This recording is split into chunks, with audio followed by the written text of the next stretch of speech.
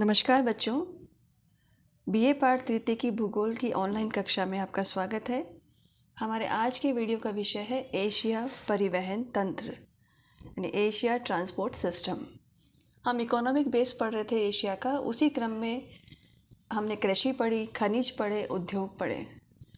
कृषि से प्राप्त उत्पाद को बाजार तक ले जाने में, उपभोक्ता तक पहुंचाने में, खनिजों को इंडस्ट्री तक पहुंचाने में, उत्पादित माल को बाजार तक पहुंचाने में जो मजबूत और आधार है, जो हम लिंक का काम करते हैं, वह कहलाता है परिवहन तंत्र। जैसे हमारे शरीर में शिरा और धमनियाँ रक्त का प्रवाह करती है और संपूर्ण शरीर में ये परिसंचरण करती है, ऐसे ही परिवहन जाल है वो हमारी अर्थव्यवस्था की शिरा और धमनी है। औद्योगिक युग में हमारे कच्चा पदार्थ, तैयार माल को समय से गंतव्य स्थल तक पहुंचाने में इन मार्गों का बहुत महत्वपूर्ण स्थान है। और जैसे जैसे मानव ने औद्योगिक सभ्यता की तरफ कदम रखा, व्यापार और वाणिज्य दोनों का विकास के लिए वह परिवहन के साधनों पर निर्भर हो गया। परिवहन का इतिहास को हम औद्योगिक सभ्यता का इतिहास कह सकते हैं। तो परिवहन के मुख्यतः 4 तरह के साधन होते हैं: सड़क परिवहन, रेल परिवहन, वायु परिवहन और जल परिवहन। सबसे पहले हम स्थल मार्ग की बात करें तो स्थल मार्ग में आपकी 2 तरह के परिवहन के माध्यम है: सड़क परिवहन और रेल परिवहन। पहले हम बात करते हैं रोड ट्रांसपोर्ट की या सड़क परिवहन की। सड़क परिवहन के जो कारक प्रभावित करते हैं इसको, वह है धरातल। धरातल समतल होना चाहिए। कठोर धरातल या दलदली या धंसने वाली भूमि में सड़क निर्माण में बाधा उत्पन्न होती है। फिर घनी आबादी। सड़कें ऐसे ही क्षेत्र में बनाई जाती है जहाँ पर आबादी सघन होती है ताकि वो इस मार्ग का प्रयोग कर सके और सुगमता से आवागमन कर सके। फिर है खनिज व उद्योगों के केंद्र। सड़क मार्ग का विकास वहाँ अधिक होता है जहाँ खनिज होते हैं या उद्योग धंधे स्थापित होते हैं। वे शीघ्र ही अन्य नगरों से परिवहन मार्ग की सहायता से जुड़ जाते हैं। अगला कारक है सामाजिक व राजनीतिक कारक। धार्मिक केंद्र है, राजनीतिक राजधानियाँ हैं या प्रमुख शहर है, वह अन्य क्षेत्रों से इन परिवहन मार्गों की सहायता से अधिक कनेक्टेड होते हैं, जुड़े हुए होते हैं। तो सबसे आवश्यक तत्व होता है समतल भूमि, जो किसी सड़क निर्माण के लिए बहुत आवश्यक है। विश्व की लगभग 90% से अधिक जनसंख्या, हम कहते हैं, मैदानी भागों में निवास करती है या समतल क्षेत्रों में होती है। अतः जनसंख्या घनत्व के अनुसार ही सड़कों में घनत्व में भी समानता देखी जाती है। सड़कों का विस्तार भी उन्हीं स्थानों पर अधिक है जहां जनसंख्या का घनत्व अधिक है और भूमि समतल है। तीव्र गति से परिवहन के लिए राष्ट्रीय राजमार्ग और राजमार्गों का निर्माण किया गया और यहाँ पर इनका विकास होने से तीव्रता से यातायात के साधन और माल ढुलाई का कार्य शीघ्रता से होता है। इन मार्गों को परस्पर जोड़ दिया जाता है। भारत में सड़कों का एक बहुत बड़ा तंत्र स्थापित है और यहाँ पे प्रमुख महानगरों को जोड़ने के लिए भारतीय राष्ट्रीय राजमार्ग प्राधिकरण ने स्वर्णिम चतुर्भुज योजना का प्रारंभ किया था। उसमें दिल्ली, कोलकाता, मुंबई और चेन्नई को 4 लेन वाले द्रुतगामी सड़क मार्ग से जोड़ने के लिए 27,000 करोड़ की व्यय वाली योजना निर्मित की गई, जिसे पूर्ण कर दिया गया है।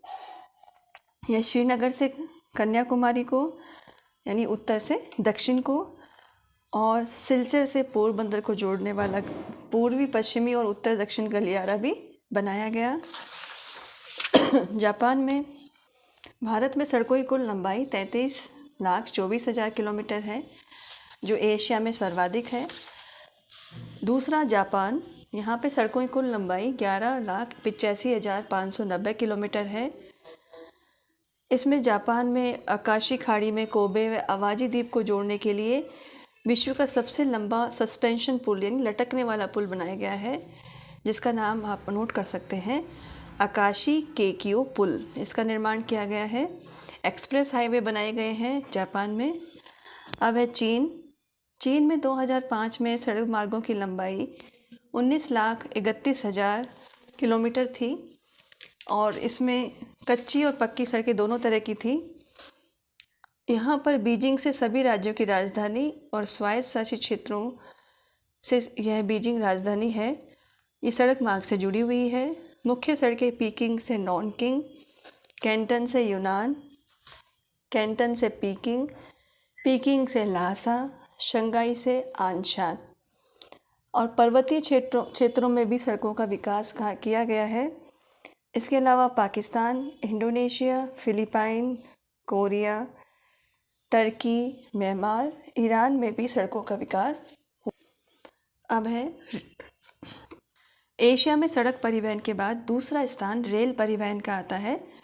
रेल मार्ग निर्माण को प्रभावित करने वाले कारकों में धरातलीय स्वरूप, यहाँ पर समतल क्षेत्र पे ही रेल मार्ग निर्मित हो सकता है। मैदानी भागों में ही, जहाँ ढलवा क्षेत्र है, जहाँ 3 डिग्री से अधिक ढाल है, वहाँ पर रेलों के भार ढोने की क्षमता कम हो जाती है और पर्वतीय क्षेत्रों में रेल मार्ग का निर्माण नहीं किया जा सकता। दूसरा है जलवायु। रेल मार्ग के निर्माण में दलदली भूमि या ऐसे क्षेत्र, मरुस्थलीय भाग है, वहाँ बाधा उत्पन्न करते हैं। ठंडे प्रदेशों में भी हिम जमाव से रेल मार्ग बाधित हो जाते हैं। तीसरा कारक है आर्थिक कारण। रेल मार्ग के निर्माण में बहुत अधिक व्यय होता है और जनसंख्या के वितरण और व्यापार व औद्योगिक प्रगति और उपलब्ध साधन के अनुसार ही रेल मार्ग का निर्माण किया जाता है। राजनीतिक कारण भी प्रभावित करता है रेल मार्ग के निर्माण को। देश की सीमा सुरक्षा और राष्ट्रीय एकता का दृढ़ता संबंधी कारण इसके अंतर्गत सम्मिलित होते हैं। राष्ट्रीय एकता की भावना को जागृत करने के उद्देश्य से ही सोवियत संघ और भारत के रेल मार्गों ने विशेष योगदान दिया है। एशिया में सबसे अधिक रेल मार्ग का विकास भारत में ही हुआ है।